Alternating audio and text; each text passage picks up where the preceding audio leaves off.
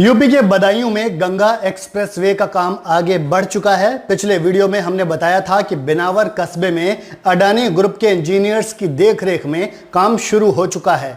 नया अपडेट यह है कि रविवार से बुधवार तक 4 दिन में लगभग 10 किलोमीटर तक जमीन समतल करा ली गई है। मेरठ से प्रयागराज तक जाने वाले 594 किलोमीटर लंबे गंगा एक्सप्रेसवे का सबसे बड़ा हिस्सा बदायूं में ही होगा। यहां लगभग 95 किलोमीटर तक एक्सप्रेसवे बनाया जाना है।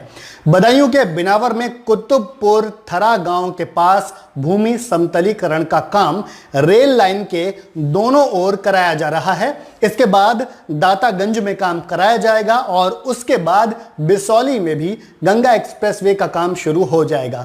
दातागंज में साइट देख ली गई है और बिसौली में साइट तय की जा रही है। रामनवमी के दिन 10 अप्रैल को एसजी इंफ्रा इंजीनियरिंग लिमिटेड ने काम शुरू किया था। जमीनी स्तर पर असलियत यह है कि कई जगहों पर खेतों में अब भी गेहूं की फसल की कटाई नहीं हो सकी है। ऐसे में जो खेत खाली हैं, पहले उन्हीं को समतल करने का काम किया जा रहा है। कुल 594 किलोमीटर का गंगा एक्सप्रेसवे बदायूं की 4 तहसीलों के 85 गांवों से होते हुए 95 किलोमीटर दूरी तय करेगा। गंगा एक्सप्रेसवे के निर्माण के लिए जमीन समतलीकरण का काम चालू होने के साथ ही पावर कॉरपोरेशन ने भी हाई टेंशन लाइनों को शिफ्ट करने का काम शुरू कर दिया है।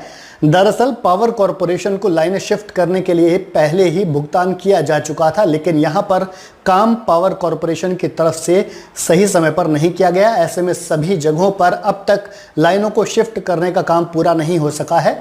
बिनावर इलाके में मंगलवार को भी लाइनों को शिफ्ट करने का काम चालू रहा। लाइनों के शिफ्ट ना होने की वजह से एक्सप्रेसवे के लिए भूमि समतलीकरण के काम पर भी असर पड़ा है। इसके अलावा कुछ किसानों की शिकायत की वजह से भी गंगा एक्सप्रेसवे के काम में रुकावट आई है। बिसौली तहसील क्षेत्र के गांव वनकोटा के किसानों ने प्रशासन से जमीन का कब्जा लेने में गड़बड़ी की शिकायत की है। किसानों ने आरोप लगाया है कि उनकी जितनी जमीन का बैनामा हुआ है, उससे ज्यादा जमीन पर निशान लगाया जा रहा है।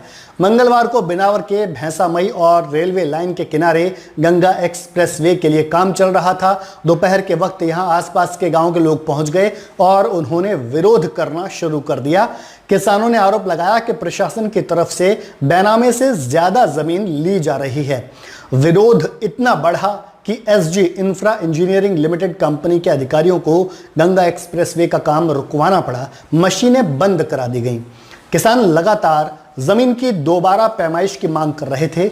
लगभग 2 घंटे तक काम रुका रहा तो इंजीनियर, सर्वेयर और अन्य अधिकारियों ने गांव वालों से बात की।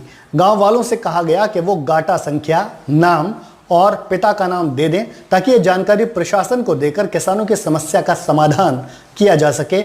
गांव वालों को समझाने के बाद 2 घंटे के गैप के बाद फिर से काम शुरू किया गया। इस पूरे मामले पर एसडीएम ज्योति शर्मा की ओर से कहा गया है कि यूपीडा के नक्शे के आधार पर ही किसानों की जमीन खरीदी गई है और उसी जमीन पर एक्सप्रेसवे का निर्माण कराया जा रहा है।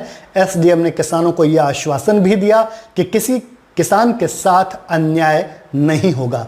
हालांकि ज्यादातर किसान गंगा एक्सप्रेसवे के जमीन अधिग्रहण से काफी खुश हैं। जिन किसानों की जमीन एक्सप्रेसवे के लिए ली गई है, उन्हें सर्किल रेट का 4 गुना भुगतान मिल चुका है।